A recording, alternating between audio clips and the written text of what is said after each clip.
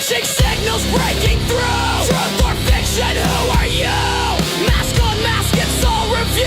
The crowd decides the false and true.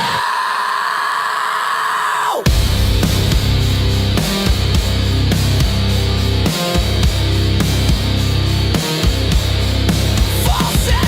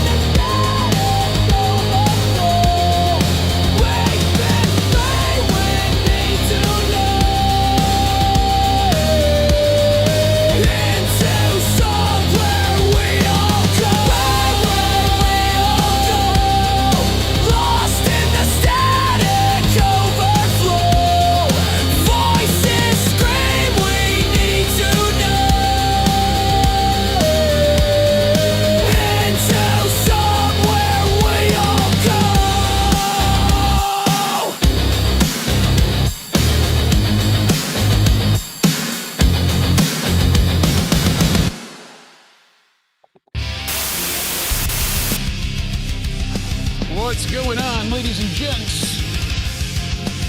Oh, man. Coming through. Woo! NXT Deadline was last night, and I was not making it. How the hell are you, people? Jake, a.k.a. Countdown, ended into somewhere review of NXT Deadline. Hopefully everyone's doing well, getting in the holiday season. I'm telling you.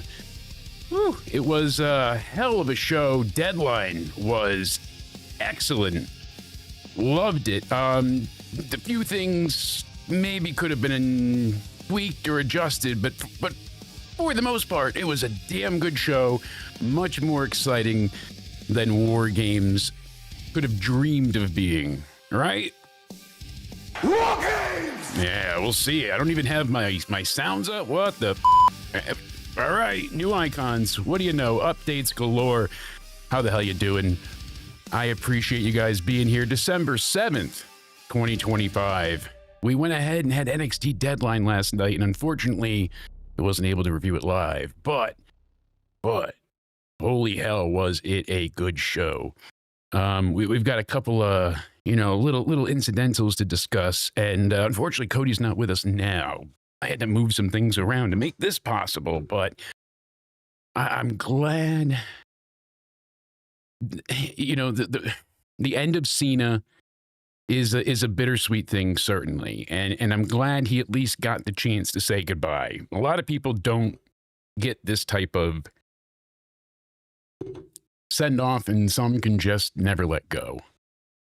So him wanting to work 220 dates and do the entire year full time, nothing else. And they said, no, we've got less than 40. That's all we'll need from you.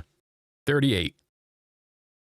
I don't know if they didn't want to pay more, had to negotiate things, how that works, because he has a contract, but still, Roman's making $15 million a year. Somebody truly let me know why. Milo doesn't get it either, but hey, at least good old LA Knight, right? Making that bread. He's now one of the top men earners as well. So very cool to see that.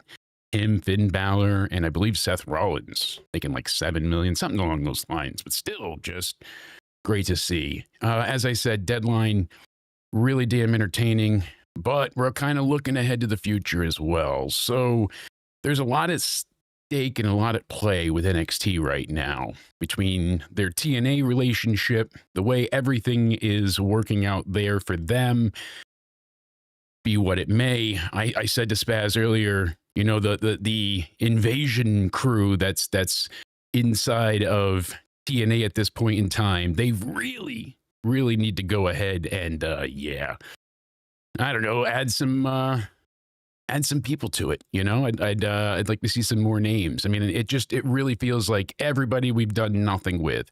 We haven't seen Stacks in forever, and he's the only one really that makes sense with the Santino part being behind him. So Again, you know, I mentioned the Cena go home. You know, it's his farewell this weekend coming up. We're gonna get Saturday night's main event, and past that, it's just it's upsetting to have him leave. The prayers have been answered. Yes, sir, Jeremy. That's right. The church is in session. May we preach some wrestling. Hallelujah. I need to get certain sound clips eventually. You know, I just new hard drive. But hey, I do laugh. I got some other bits for us at some points that I've got to go ahead and point out. Thank you all for being here. I appreciate you guys that are over on the other side, being on Twitter, Rumble, and TikTok. Those of you hanging out on YouTube, make sure you hit subscribe and like. We appreciate it greatly. If you'd like to become a member, you could do that now because Into Somewhere is partnered. That's right. We went ahead and in record time heard back from YouTube, so we're working our way there. If you'd like to join, we've got some cool perks. You can join prediction shows and whatnot, so it's always nice to go ahead and make some new friends. You know what I'm saying? Make the Banana Club an army. Join today. I'm excited for the show for Saturday night's main event. The card is beginning to stack up nicely, and there's quite a few still, you know, open spots. But John Cena is sending a strong message to Gunther, and you got Gunther's reply. They're going back and forth. We saw this whole tournament play out when we knew the winner all along. And that was not the friends we made along the way. It was Gunther. It forever was going to be Gunther. And letting LA Knight get the hope spot and hit that BFT is cruel, Hunter. That is mean. You gave us hope. What do we got to be like, the Knights of LA? We got to come up with some cool club name to get ourselves focused.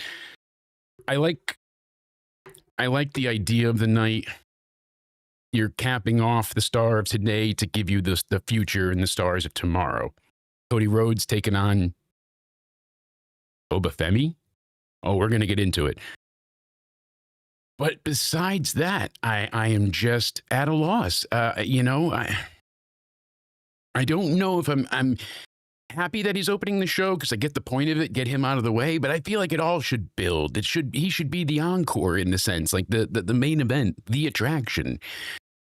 I guess this way he has enough time no matter what. It is on Peacock, so I don't believe they have a set block for this one. But let's see how many commercial breaks they can shove into it anyways. Gunther said that he will he's retired Goldberg and Cena in the same year. Yes, I am. Another fan asked, does he need this? Who hates LA Knight so much in management? Another fan asked on X. Gunther is the safe choice as a heel. He's established. He's a star. He doesn't need the rub or the push. He's not young. He's not up and coming. He's held multiple titles. I can't find a way in my mind to justify Gunther being the chosen opponent.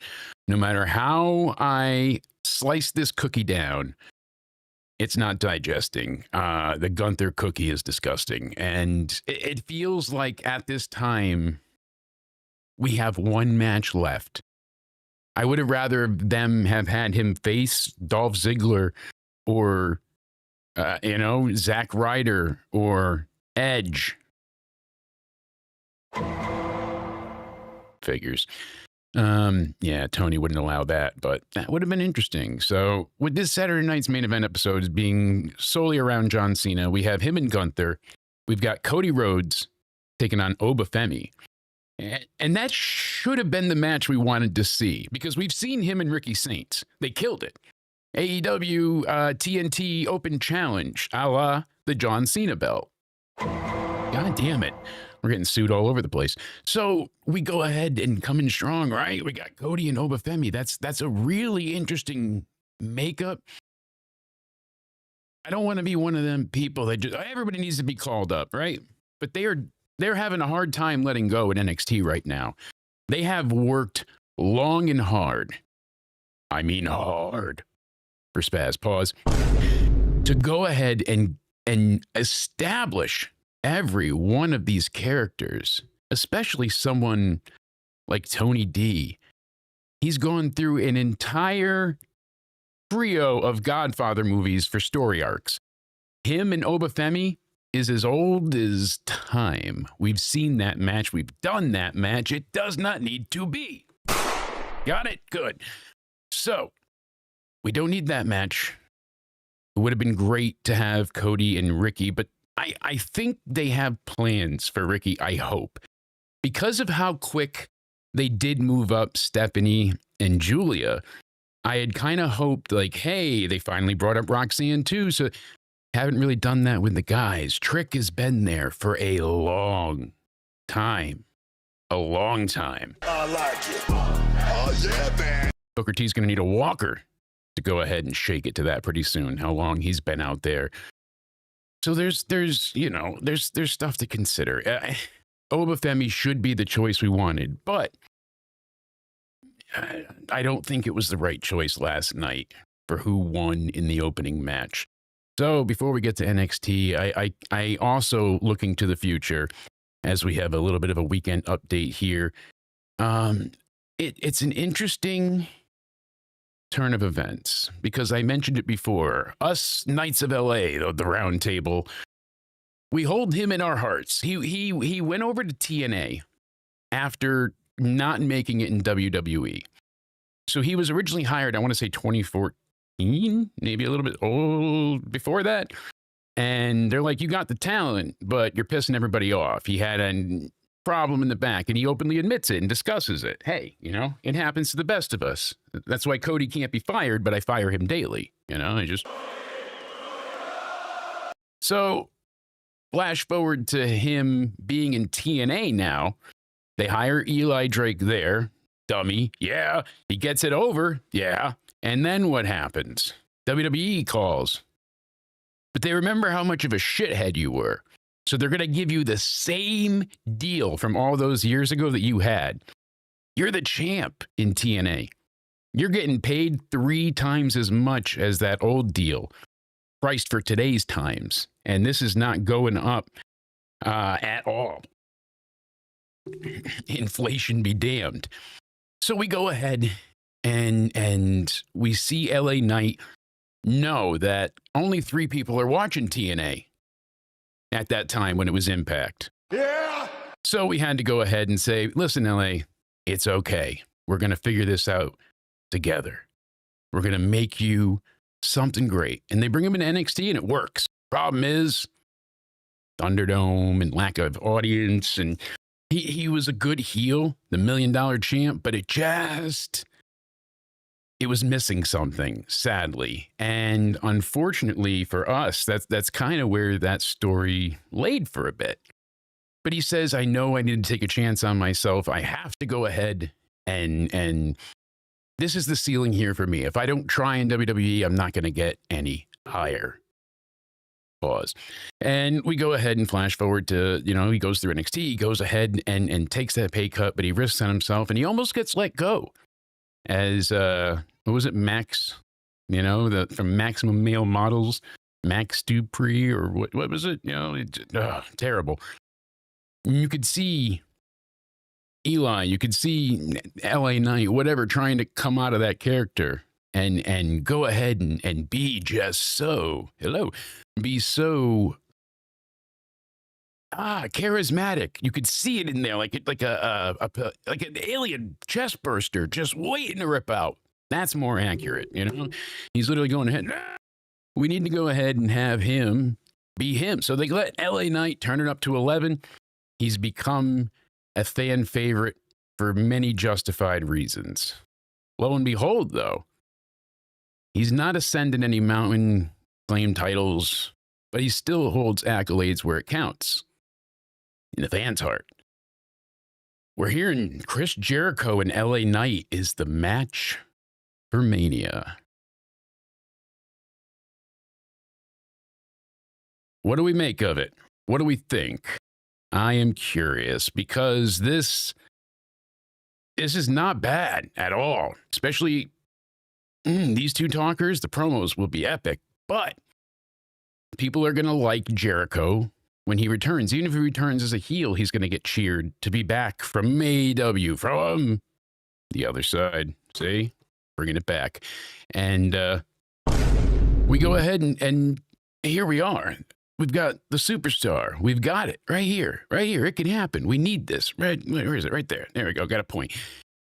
This would be a hell of a blockbuster matchup, but I worry about the fans being divided.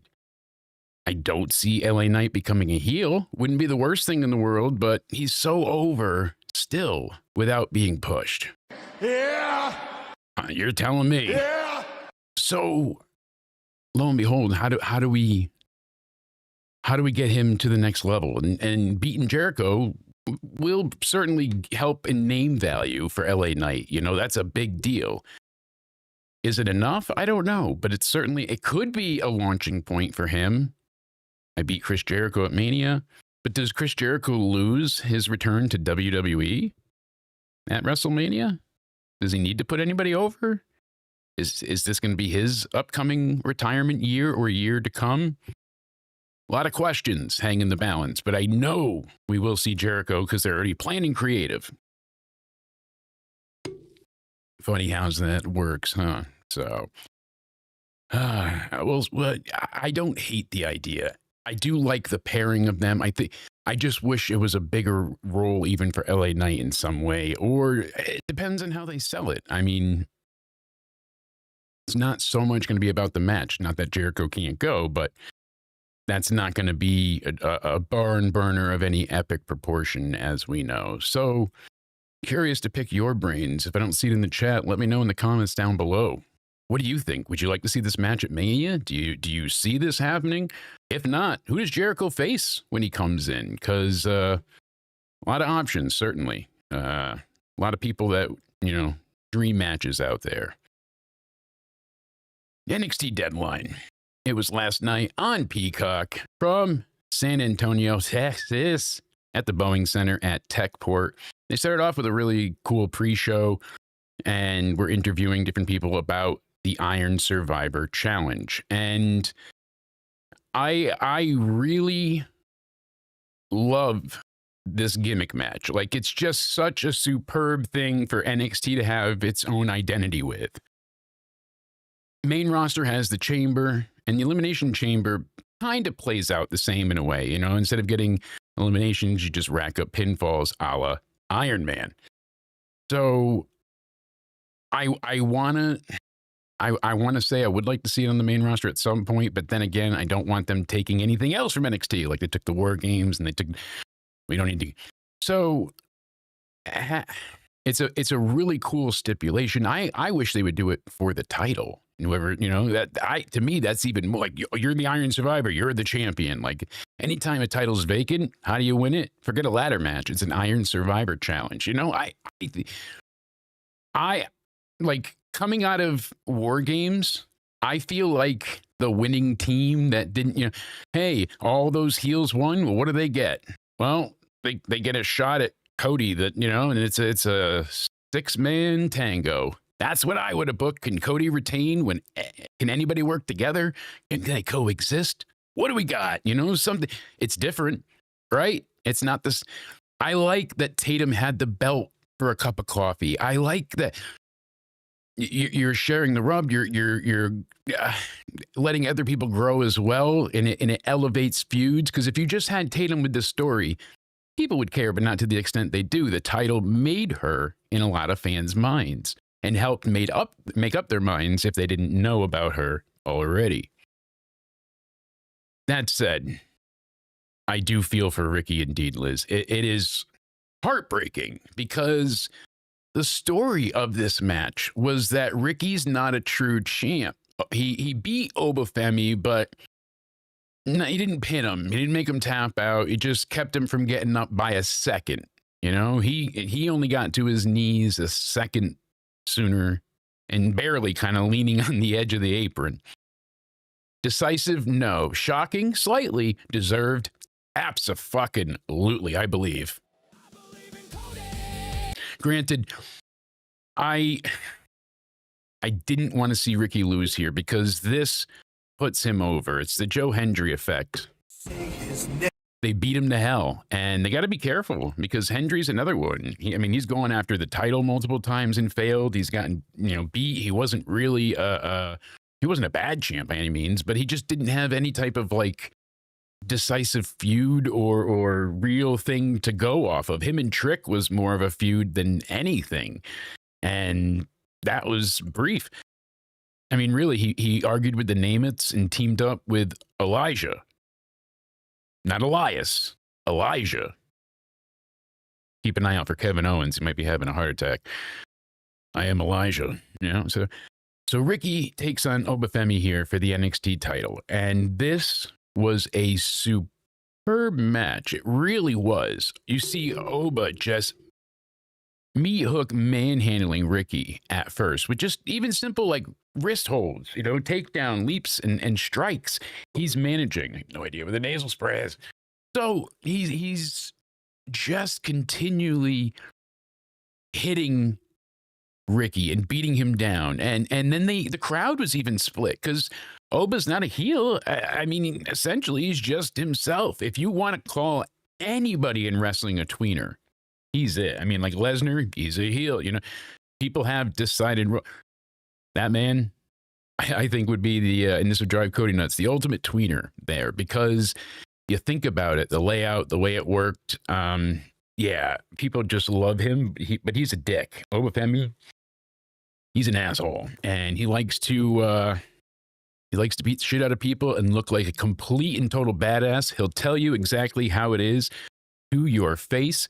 And that's, really it. That's how it works. He's just himself. He's truthful. He's got to lose the accent. Drives me nuts when he does it, then does it, then does, then doesn't. Like, make it up. Actually do something there. But I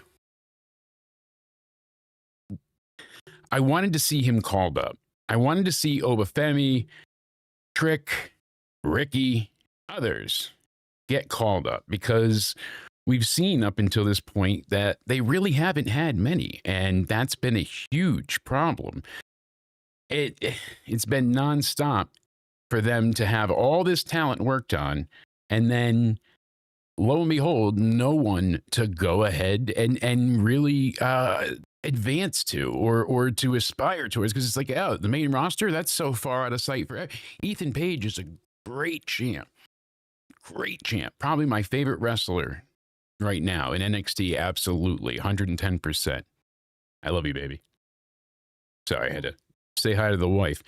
And say hi to Courtney, class. Hi, Courtney. She's not here. She's working, but love you. So we see Oba avoid that baseball slide, and Ricky, like a fly on shit, would not leave this man alone. And that's what you want to see. That ruthless determination, not aggression, determination. He basically, what was just too much for Ricky off the bat, because Oba just gets a 2 count after he just threw Ricky. It almost equated in my mind when we saw Keith Lee, Chuck, who is it, Mark Quinn or Isaiah, one of the the brothers, they went ahead and went flying. So I don't know. Crazy coincidence, but are they brothers? I always thought they were. I don't know. Regardless, if they're not related, I'm an asshole anyways, but hopefully, we managed to go ahead and we see more like this in a way, because this is the Obafemi I want. I want that domineering, just Terminator badass. He's not no-selling. He's just gigantic, and he's thick, and he is just, Christ, man, is he huge. I mean, this guy is just massive. So Ricky, having such a size disadvantage, is, like I said, fly on shit nonstop on him, trying. So what does Oba do? He basically hits him with a gourd buster and then starts doing push-ups. He's doing push-ups. He's like, this is nothing. Everything you've done to me is nothing. So eventually they end up on the outside, and Ricky, he might be the third person I add to the list that can do suicide dives, You know, we've got that down to a few. So Darby Allin, and now we'll add Ricky to it too. So, and Javon, those are the three. No one else can do them anymore. Ricky's not going to give up. He's throwing him into the stairs. He does a tornado DDT off the barricade. He does another one in the ring, gets a near fall. And then he goes to hit the Rochambeau, right? And then hits a fall from grace with a beautiful counter like you've ever seen. And then he picks him up and he hits him with the last ride style fall from grace, which I love the name, but damn. Ricky got pinned. 1, 2, 3. I will admit, Nostradamus here did not see this coming at all. I thought it would be Obafemi on the main roster when he left. I did not see him coming back. I see what they're going for with the story and everything at the end. We'll get to it. But again, I feel like that also comes at the expense of Javon. Hola, Coop. Thank you for joining. There's my time traveling lawyer. Got you, Liz, Jer. Everybody's in here. And thank you to all of you on the Twitter and the TikTok and I believe the Rumble side. Yeah, we're there too now. So thank you guys for hanging out with us. We appreciate it greatly. If you would like to become a channel member, you could do so now. And we offer some pretty crazy great perks. So go ahead and check it out. You get your own emotes. Got to go ahead and rep the Banana Army. So if you want to join the Banana Club, links and everything in the description box down below. I didn't see Ricky losing yet either. I hope they have a plan in store for Ricky because I feel like they could have taken the title off of him at New Year's Evil, maybe. I would have preferred him to face Cody Rhodes. I wanted to see that. I wanted the before feud to take a new meaning and see these two friends tear it up. Because the match with Oba is going to be good, but it will no chance be as exciting as Cody and Ricky would have been. That's a high octane. Those men destroyed each other. So that was what I was looking for. This is going to be a lot of Cody selling and trying to get an offense and hitting 19 crossroads. So 17, sorry. Full circle moment that should have happened. Yeah, it should have. I don't know why they decided to let Ricky now lose unless I pray to the wrestling gods that they have a plan in place here, that they're going to go ahead and they're going to give us something worthwhile, that they will restore our faith, because Ricky's got either a great story that's going to be told, because I don't think he's getting called up yet, because we saw him in the back holding his neck and he's doing a little conversation after the match. I don't think he's getting called up yet. So where does that leave us? Because the Rumble's right around the corner, and they do that with the Rumble where you're never quite sure if it's a call-up or not anymore. Regardless, I wanted to see Ricky retain here. I wanted to see the story of him beating Oba. Like, if he beats Oba later on, okay, good. But I feel like the moment passed. Like, I don't know that I even want to see the rematch at this point. I'm kind of just like, it kind of wrote it off for me in a way. I essentially wrote off Obafemi. And as much as I'm an admirer of his work, I don't know that he needs to be the NXT champ again. I don't see the entire vision. I think what they're going for, obviously, with the Tony D return, throwing out the cut it up. It was cut it up, all to pieces. And he's not the mob anymore. He's not the Don. He's not the mob boss. He's going to go ahead and be Tony. See how it works. The audience gave no shit. They were like, you, Tony. None are going to clap. So yeah, this was very surprising. And especially the way they did it. I mean, it was a 17-minute match. They really played heavily with like Ricky always being in danger, but like, oh, he catches him with a famous, or he catches him. He's got all this fighting spirit, and then double power bomb finish. And it's like, I didn't expect that to be the finish. And I also didn't expect Ricky to lose. This really didn't deflate my sales. It just, it was upsetting because I do enjoy Ricky Saints. Mr. Starks has been someone I've enjoyed for quite a long time now and followed and really have enjoyed seeing him just hit all these different milestones and achievements and markers, and it just keeps getting bigger for him. You know, that's what you want for all these people. That's what I like seeing with Ethan Page, you know, the development over time, how NXT is beneficial in those ways, you know. Like he said, he didn't know how to bring the heel out until they brought it out of him, you know, Sean and everybody else that worked. He didn't need promo class. He needed acting class. And that's why Freddie Prinze Jr. used to take care of that with everybody. But I did not see this coming. What's going up, Paul? I didn't. And that's probably the worst part of it, because it's okay to be blindsided as a fan, but I just don't, I want it to make sense. We've got Braun Breaker facing CM Punk, and it's going to end in a DQ because of Austin Theory. That's what we have to look forward to. The masked man, Austin Theory. He's coming along. So we've got to go ahead. There he is.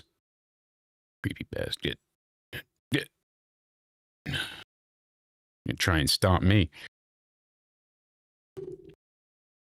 This is what happens when you fire Cody. So they need to bring a lot of people up. And I'm repeating myself here, but I need to just get this over as much as possible. They need to bring people up, because they've had people down in NXT for so long. And he just, Obafemi is a seasoned character at this point. Trick, what can they gain from winning the title? What can they... I don't see a way forward that offers them progression. And that's the point of NXT. You reach a impetus where it's like, okay, you've hit that ceiling. Now you need to ascend or marinate in shit. So, speaking of the one and only, what's going on? I thought I fired you. Regardless, we still had a damn good match, but oh, that was an upsetting, distressing beginning.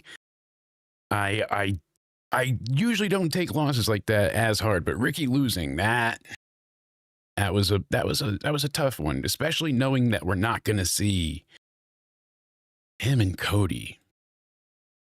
I know Cody and Obafemi is going to be good, but I really wanted next Saturday to see him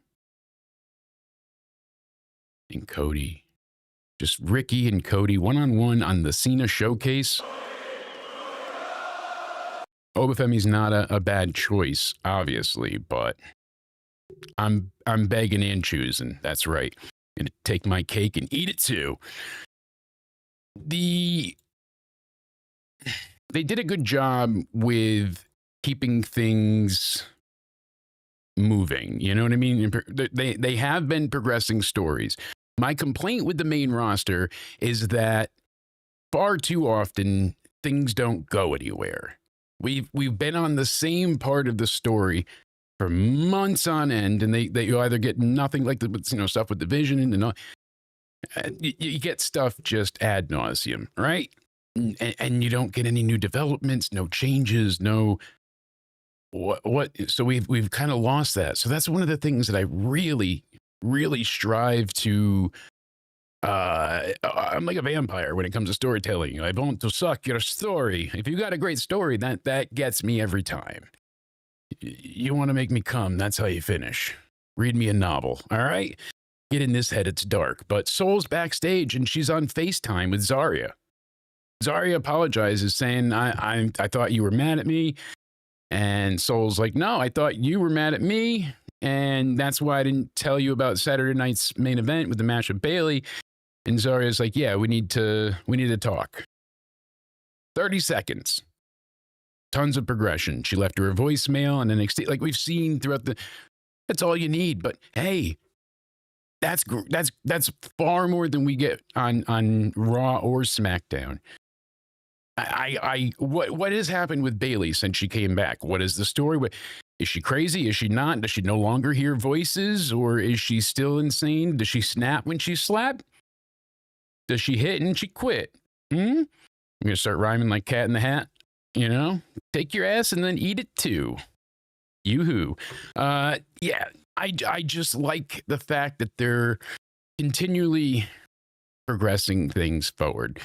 With the Ren QCC, even that, you know, with Kendall Gray and their arguments and drama backstage with others. And they even had a vignette for Hank and Tank being like, they're coming back. They were in Noah.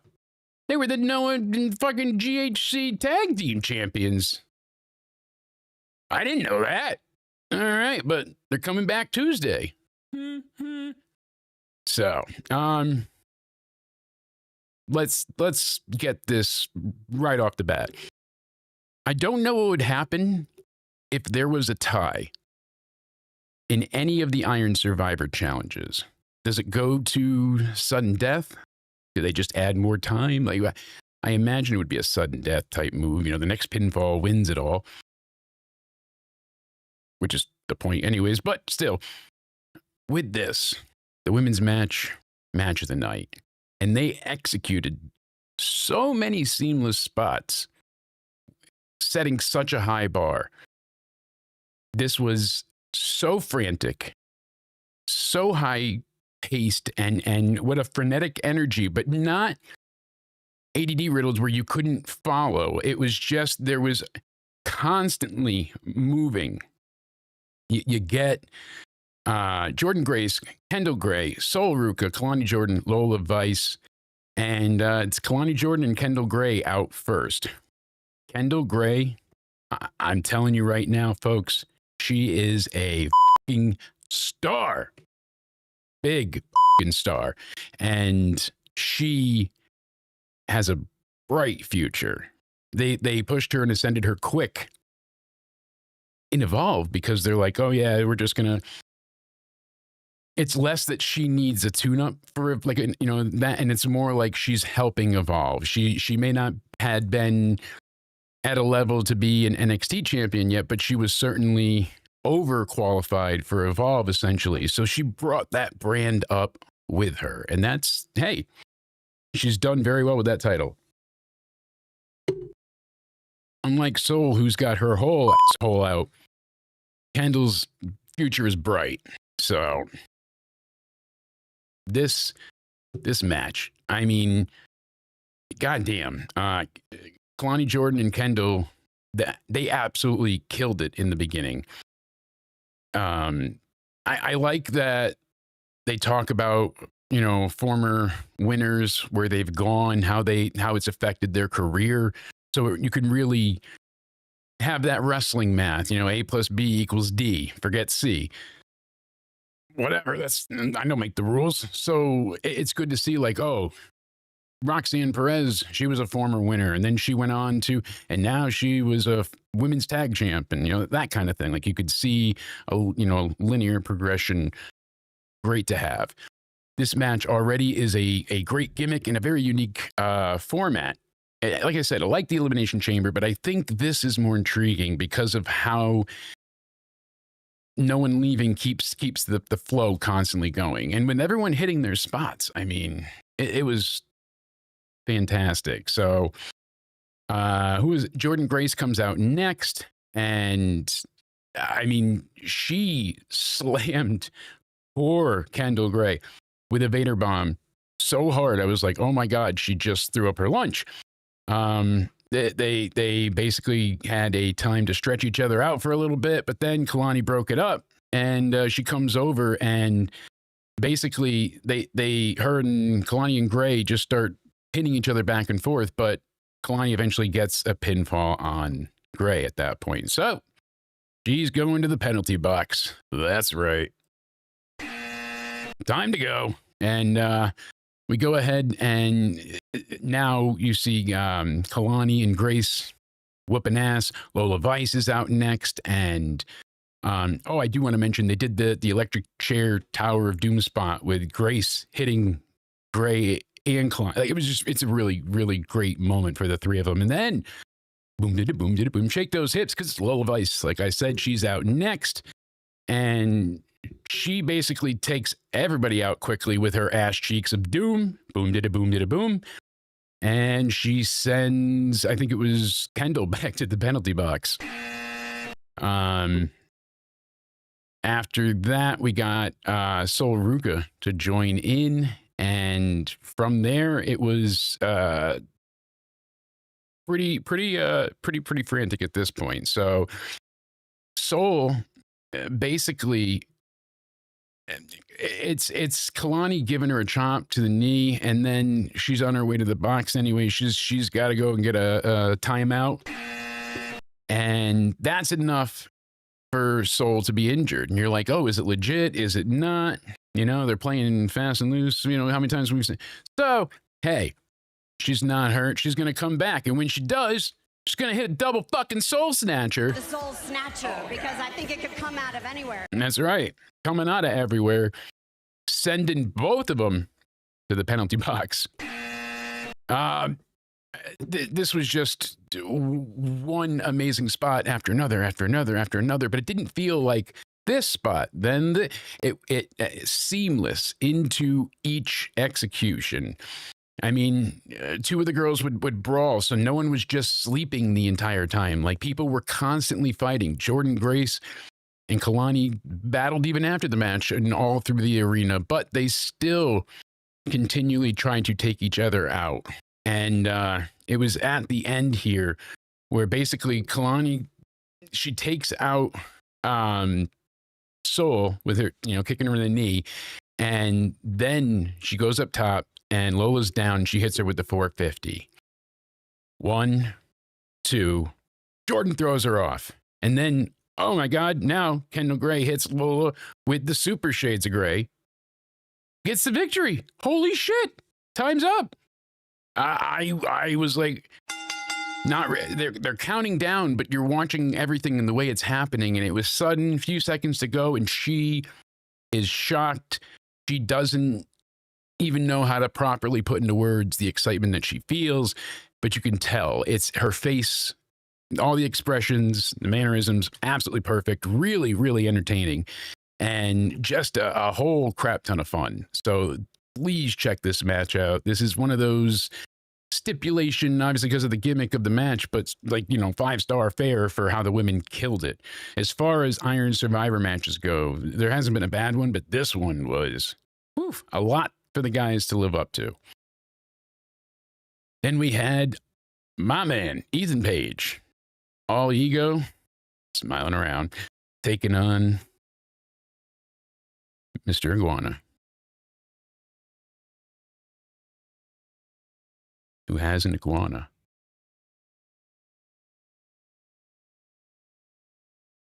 All right, I'm not going to. He's got an iguana! Like a real lizard, got a little too cold out, and he froze and died. I laughed. Stupid, very. Funny, fucking absolutely. When, I don't think we talked about it on the review, but before, NXT the week before, they have Ethan outside and he's talking to Ava from his car window. Then all of a sudden he looks to his right and he's like, and it's Mr. Iguana. And he's there and scares the shit out of Ethan. Paige gets out of the car and then Iguana steals his car. And the way Paige responds, he's like, aren't you going to call the police? And she's like, and tell them a reptile stole your car? And he's like, yes. He's great. So doing the fun, he's dead, gimmick here. And he's throwing him around. He's frozen iguana, but finally he comes out of it. And, oh, Mr. Iguana. The crowd was chanting their fucking balls off. This Texas crowd was hot. They were so lively throughout this, and it helps so much when you have that type of environment. it's I know NXT, but this is the stuff that I love the. It's so loud, but it's still small. You have the ravenous fan bases, and we're just missing some streamers. So Paige was covered in green, not being shit in the ring. No, Iguana's paint coming off fast all over him, and he even went ahead and he attacked Yeska, and he basically throws him to ringside and spikes him into the freaking stage and right into the ramp. So the audience boos and they hate this. The one thing I will say, you wouldn't expect the Iguana to move the way he does, but he is a slippery lizard. Those lucha skills pay off. But all of a sudden, he basically hits him with Twisted Grin, and that was it. 1, 2, 3. Straightforward. This was good. This was, some people say it's like, oh, I need to go get a drink. It's my piss break.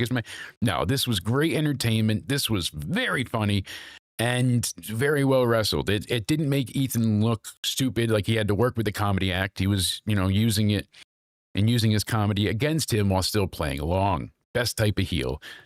Crowd was great. Everything on this was just fun to see. So from there, we go ahead and backstage, we've got Kendall Gray talking about the Ren QCC with good old Ren. And I believe that's when Soul showed up. And she's like, so if I wasn't attacked when I just came out there, hey, I might have won. And Ren's like, hey, Zarya almost killed Kendall. So she's not making any excuses. And Soul's like, well, she's still my best friend, so I'll fight for her. We'll see where this goes. At least it's progressing. Then we had a interesting affair. Tatum Paxley, Izzy Dame. I'm fine that Tatum lost the title. I understand the melodrama that they wanted to sell here. She acted perfectly. She delivered all of her moments with expertise. Izzy's a little less believable. Some of the the big-eyed moment, she's cradling her, and then she's, So the backstory, she's been betrayed. She got ousted from the culling, and she feels just totally abandoned by everybody. They did a good job with the setup, and they made this match feel at least important in that way. The thing was, for me, even to bring it up, like they went too heavy on the melodrama at times, trying to fake her out initially and be like, we don't need to do this, hug me. And then she's holding her and she basically looks up and sees her making evil eyes and like, oh, I gotcha kind of thing. But then she falls for it again on the outside. And that's when she gets thrown into the steps. Like, they did it multiple times. I feel like there was a third time and I'm probably forgetting it, and then it came down to the distraction with the doll. So she gives Izzy a great cemetery drive, which is such a cool move to pull off and like talk about being unique. And then on top of it, if you really pay attention, she has such a unique offense. I will say this every week till people give it more of a watch, more attention. She has ridiculous strength. She was a power lifter initially, and to see what she looked like then to now is really like, just crazy from when she started in WWE till now, and how she has really, just developed this character and changed entirely. So yeah, crazy to look back on what was, before that no longer is. But here, let's see if I can pull this up quick. There we go. That's a decent photo, right, Google or Bing? What do we got here? There we go. You can see her right there. So totally different, and it's just like she was a power lifter, not a wrestler, and she came in, learned, and she's been doing great. And I feel like she just pulls out this crazy offense at times that you're just not expecting at all. She does certain things that I wish I had better examples and notes. Usually I'm more prepared, but you know, my chicken scratch only goes so far. Spears then brings out the dolls. For Paul, this is a bridge too far. For a lot of people, they don't care for the doll part. I get it, but it is interwoven with her character. It's not like Lily either, where she's, you know, she's not hearing the things talk. It's not doing anything to anybody. It's just a representation of her and friends that she carries around typically. I had hoped they had gotten away with it, you know, from it more because they hadn't had her carrying the dolls recently or doing anything with them. Felt like she kind of got that when she lost her other friends like Gigi and Shotzi, and where'd they go? Weird. So Sean's going over to her, and good old Ty Dillinger gives her a 10 and then rips the head off the doll, and that makes her snap. She goes in, and Izzy hits her with a boot. Sky high.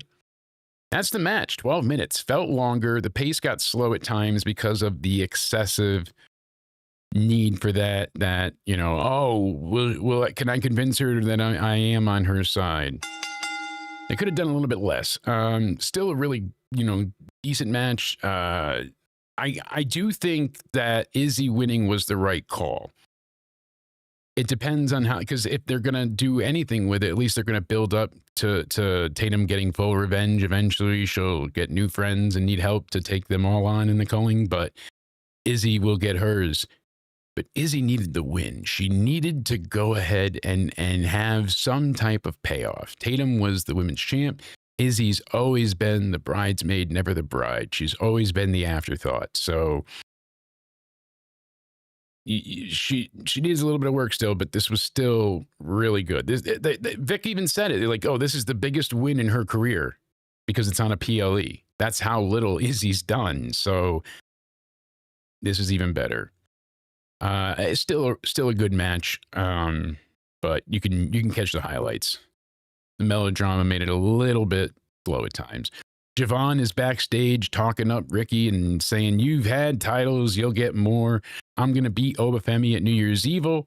And they be broskies to the end. Biff, bam, boom, done. Pound it. Or pound fist me? Yeah. So, it's funny. I see other people's reviews like on Twitter, and they're like, "Yeah, melodrama." Like I said, that's literally what, you know. I don't care about the dolls. Honestly, that wasn't really the issue. I didn't even mind that. I like that he dropped the head afterwards and the symbolism of it all. It was very symbolic. Trying to make it some cinema. So then we have a Shiloh Hill promo, the last one before he makes his debut, and tried to talk Squirrel. Squirrel bit him, and he said that the squirrel was his first pet and he lost him. So that's sad. Damn. Then he talked about he beat the crap out of someone his sister had supposedly been playing a game with, but she was, you know, he thought being bullied, and the kid's tooth is still stuck in his head today. So then he stopped uploading his vlog, and he goes ahead and the AI on there says, hey, your ring debut will be Tuesday. Let's do it. This guy is crazy, and in the best way possible. I hope it transcends well to TV and his character. It's already being presented serious in the sense of, like, you know, they're letting him go all in on it. The Illuminati stuff, all the conspiracy theories, his dark web connoisseuring, whatever you want to call it. That's what we need. So then they tease us just a bit more. Right? We get the next promo from Blake Monroe, and she's there, but just a tease. And she's going to tell us that, hey, I want to have an open challenge. And that's when Ava, also just wearing a bra she always wears just the bra with the see-through shirts. You notice that? It's always something sheer. And trying to look her non-Sunday best, just popping it and locking it. she's like, I don't think you're a fighting champion. You're not. Name everybody that's on an open challenge. And she's like, oh, really? So you don't believe in me? And it was a bit odd because she's a heel still, but all right. Hey, she's going to have an open challenge. We'll see, because she said anybody could challenge. So we'll find out. Hopefully it'll be a good match, and we'll see what's coming on the horizon. Huh? Then they chose wisely. We have the men's Iron Survivor Challenge. That's right. Slater, good old Leon, the UFO drops his ass off right next to, dun dun dun, Javon Evans. That's the Undertaker's favorite, right? These two killed it at the pay-per-view. We're supposed to get more time, then got attacked, and we've seen teases since. This really was damn good. The women's Iron Survivor was a little bit better, in my opinion. The women really killed it this night. But this was damn good for multiple reasons. So they start with these two. Miles Bourne is out third, Dion Lennox is fourth, and Joe Hendry is in last. Again, so many planned elements, moments. And to lay out a 25-minute match in the, that you're not calling on the fly, to have these things and be like, oh, we're going to do this. I mean, they did the same spot. They did the Doomsday Device again, the electric chair, good old drop. There was a lot going on constantly, and eventually everything, and I mean everything, gets tied up. And they did a really good job in this match, letting each guy get a good amount of time to seem important. You could see Dion, maybe he would get the chance. Hey, it seems less than likely, but Miles Bourne was kind of like a sleeper hit. He did really well in this match, served his role greatly. I hate seeing Joe Hendry. He looked a little less than in perfect condition. I know they've really got him out. Like, he's been selling T-shirts and doing all these media and press and all these different tours. He's one that I think is not destined for NXT long. I likely bet that he'll be up by Mania. That's my guess. Hold me to the fire if not. Yeah, they really just knocked it out of the park with this one. Evans flying off of everywhere. And eventually Evans hits Slater with a Frankendriver and gets the first pinfall. I think it was like just about right before the timer goes up for Miles to make his entrance. And so he's just got a one-on-one for like 60 seconds, which was good. And they eventually get Slater back into it. And they basically have a moment where they're just trading strikes. And Javon goes ahead and turns and pops up after the suplex and hits him with a big splash. It was just a really cool, moment. That's when Dion comes out. And I think, this is when eventually we get Joe Hendry in the box. He's in the penalty box. And the poor guy can't catch a break because, Dion's in there as well and whipping the shit out of him the entire time. And Hendry's down and he's ready to get out of the box. You hear the referee being like, Joe, I said your name. Joe Hendry? Say his name. No, you don't need to appear. You need to get out of the box. So he was practically unconscious at that point when he'd been knocked stupid, but it was funny to eventually see him come back and then smash him into all the sides and go running.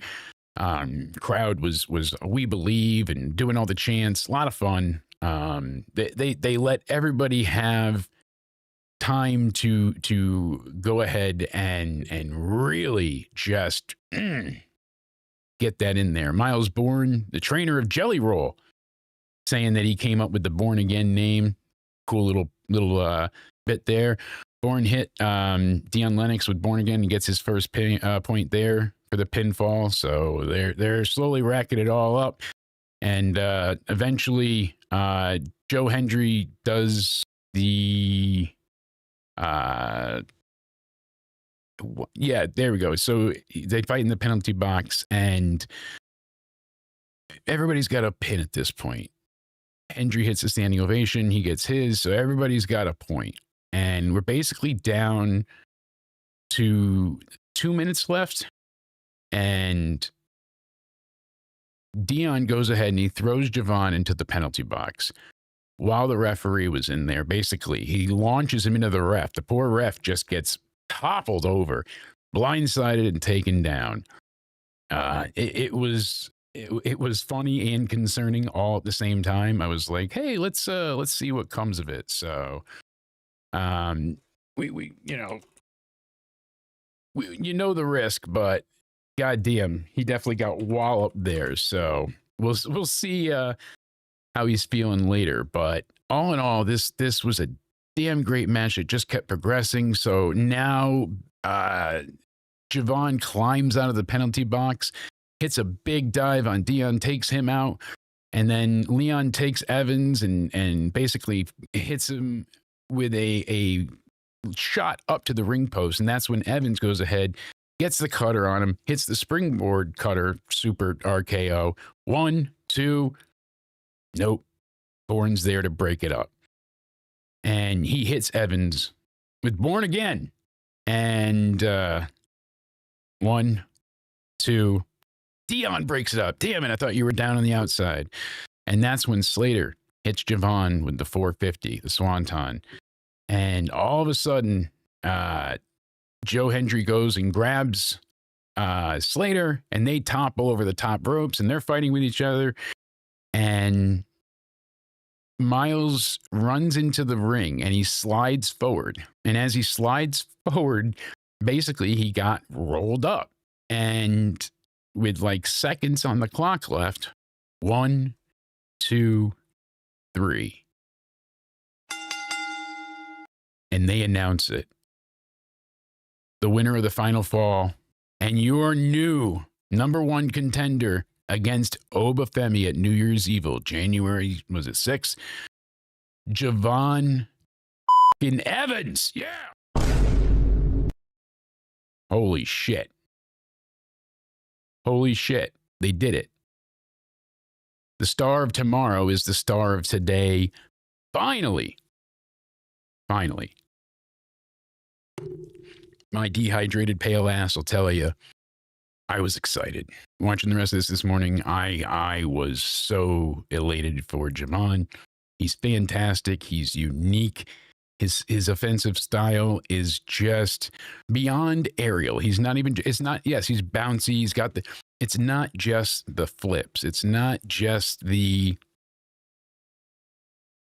aerial combat, and it's the entire package. It's the swagger. It's the attitude. It's the underdog nature, because he's still on the the lankier, skinnier type side. The future is bright for him. But wait. Dun dun dun dun dun. Obafemi comes out, marching his big ass out there. I see you, Javon, and I'm gonna f***ing squash you like a goddamn bug. I don't doubt it. So that's gonna be a match that, oh, but wait, there's more. Because they put the little chyron on, but that's not right, because they got to show the bridge. We know that bridge. That's where Tony D whacked. No, it couldn't be. And then we see a man walking on said bridge, spotlight blinding Javon. He's trying to get the light out of his eyes, and we see Tony D, center stage, step into frame, right behind Javon. The crowd doesn't really know what to do. They don't cheer, they hardly react, and then they get upset because they see Tony lay out Javon, and he takes the hat pieces out of his pocket and lays them on top of Javon's unconscious body. That is how the show goes off the air. Wrap. I saw some people say, "Oh, we've seen much better Iron Survivor matches, or more creative, or more." Were you not entertained? Did you not find excitement. This was damn good. I like the storytelling. I know they did it in both matches where, hey, it had to come down to the last second, but that's what it should be. That like we said, frenetic, fast, frantic pace. That's what you want. You want to feel anxious with this. You want to be like, oh my goodness, this shouldn't be. He has to, Javon did it. They're finally doing it. Finally. So, Tony D, I thought, got killed. I guess maybe they could just say the character was killed, but I thought that was like his exit from NXT. At least that's how I took it. I thought that's how it was intended. They did their own Soprano ending, basically. It was the finale where he's sitting there and the screen goes to black, just like Tony. That's why we stopped seeing what's going on, because he was our eyes. Show's over. He looks like he's dressed in, like a not a mafia suit, but he looks nice, and so it feels like they're not only looking past Javon, but over him. He gets this amazing victory, and commentary sells it like he just cured cancer, and they need to, because we've spent so long rooting for this guy to do something big. And he finally gets it, so they're like, hey, we're going to do something with Javon. We're not going to job him out forever. Okay. Oh, you do. So now it's like, oh my God, yes, this is his biggest win. He's #1 contender for the NXT title. Oh, wait, he's been in the NXT title match before? He's already been a #1 contender other times? Oh, against Obafemi and Trick. So Trick and Ricky? It was good. Excuse me, not Ricky. You know what I mean? Granted, yeah, if it was Ricky, yeah, because I wish Ricky was still champ over Obafemi. And I think they could have gotten it. I meant to say, Trick Javon, excuse me.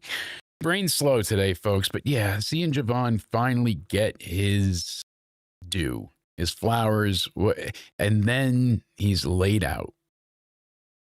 For a moment that went by like a wet fart in church. Barely has anyone mentioned or discussed or talked about or cared that Tony D has returned. The crowd didn't even go mild. They went nothing. They were just whelmed.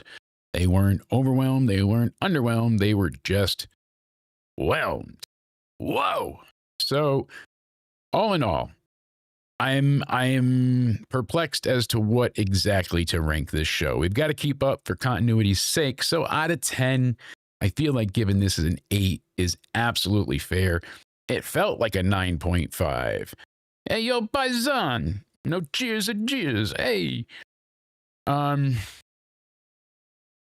an 8 feels right, honestly, because still a good match with Ricky and Oba, but not the real outcome anyone desired. Good confrontation.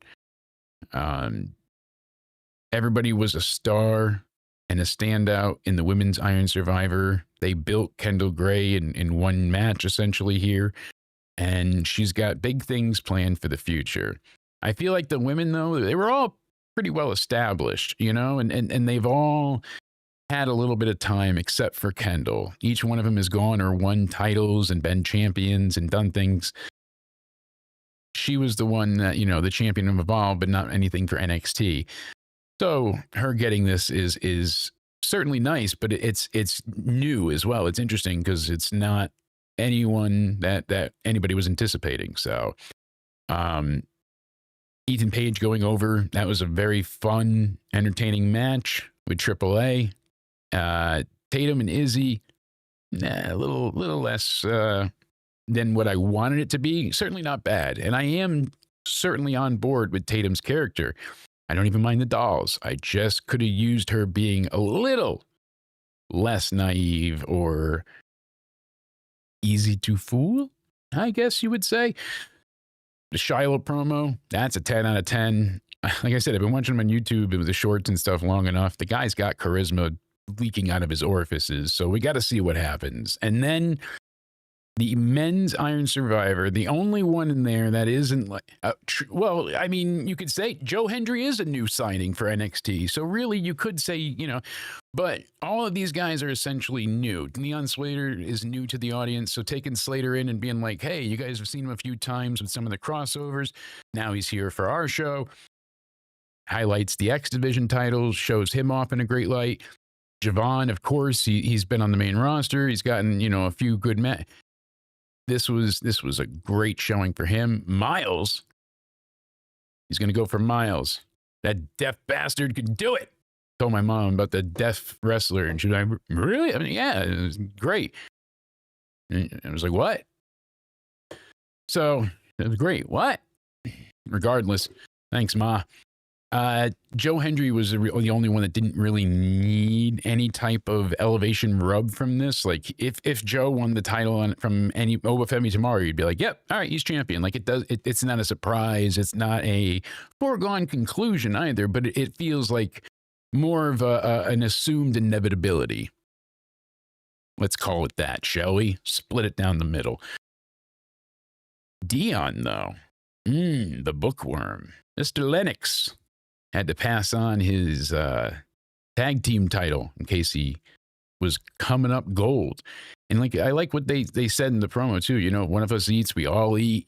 What's good for one is for all, and all of us are elevated together. And yeah, because Dark State getting their name up, like it, they should be a more not just menacing force, but more impactful on the show, the brand.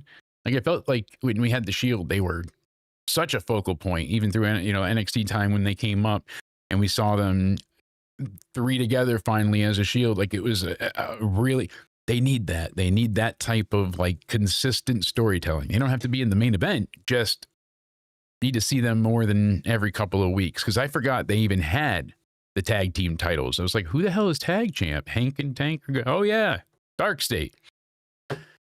Say his name, he appears. No, not Joe Hendry. Tank and Tank. Say his Hank and Tank appear. Yeah, this was a really good show. I feel like 8 out of 10 is absolutely fair. Really feels like we've gotten to somewhere. We've gotten into somewhere. That's a good place to be. And hopefully it continues. So we've got NXT New Year's Evil coming up. I'm excited for that. Going to be a hell of a show. Granted, they usually do well with the follow-ups week to week. So this week we've got the one, the only Mr. Shiloh Hill. He's debuting. That's going to be exciting. You know, it's certainly interesting. Anyways, I liked seeing what he had to offer on LFG. So we've also got, Jordan Grace and Kalani Jordan, who couldn't stop kicking the shit out of each other. So that's great.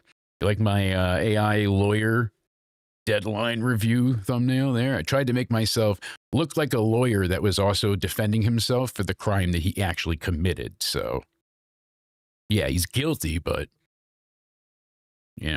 guilty. You get it. You get it. You got to see the other alert, though. You fill my cup, I'll fill yours. And then, Blake, she's got an open challenge. I think that's going to be fun. We'll see what comes of it there. We'll stick that there. Quite the NXT this upcoming Tuesday, which, of course, we will have a review for. We'll be around this Monday. That's right. Tomorrow night, we'll have our WWE Raw review live. So make sure you go ahead, have yourself subscribed, turn on the bell for all notifications, and that you're following us either on Twitter at Countdown Ended, on Instagram, and on Rumble at the same name as well. So we appreciate it greatly. It's going to be a big week. We got John Cena's retirement this upcoming Saturday. We'll have the review. He'll go off the air, we'll cry, and then we'll talk about it. Saturday night's main event, that's going to be a lot of damn fun. It's going to be sad. It's going to be exciting. It's the end. End of the line. The last time. Well, it's then. But if it's Saturday, then it's now. So the last time is now. meaning Saturday. Now, him and Gunther is just like, what the f? It's like watching paint dry. I'm not anticipating this. Maybe it'll be good, but maybe Gunther makes John bleed because he's chopping him so many times. I mean, we shall see. Also, let me know in the comments down below, what do you think of the possible WrestleMania matchup of LA Knight and Chris Jericho? I'm very intrigued by this one. So, as I discussed early on, I don't know if it would divide the audience or not, but it certainly is an interesting proposal. We'll have a lot to discuss. We'll have our predictions this Wednesday. That's right. We'll be live with Into Somewhere Weekly. We'll have our predictions for Saturday night's main event, and we'll also be discussing World's End, what the rest of the card's going to look like for that, for AEW, and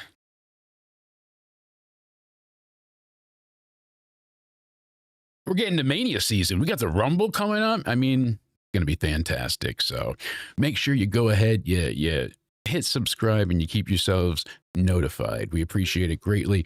Cody and I will be back to our usual entertaining and ranting selves tomorrow. But until then, I hope you all have a great day. Thank you so much for hanging out with me. I apologize that I couldn't make it last night for the review. My brain decided not to stay in my skull.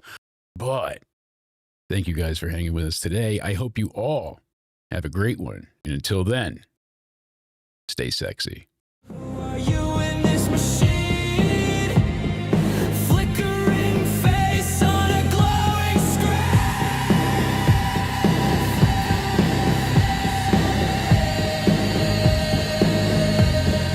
Into somewhere we all go, lost in the static overflow.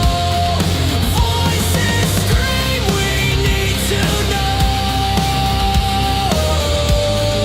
Into somewhere we all go.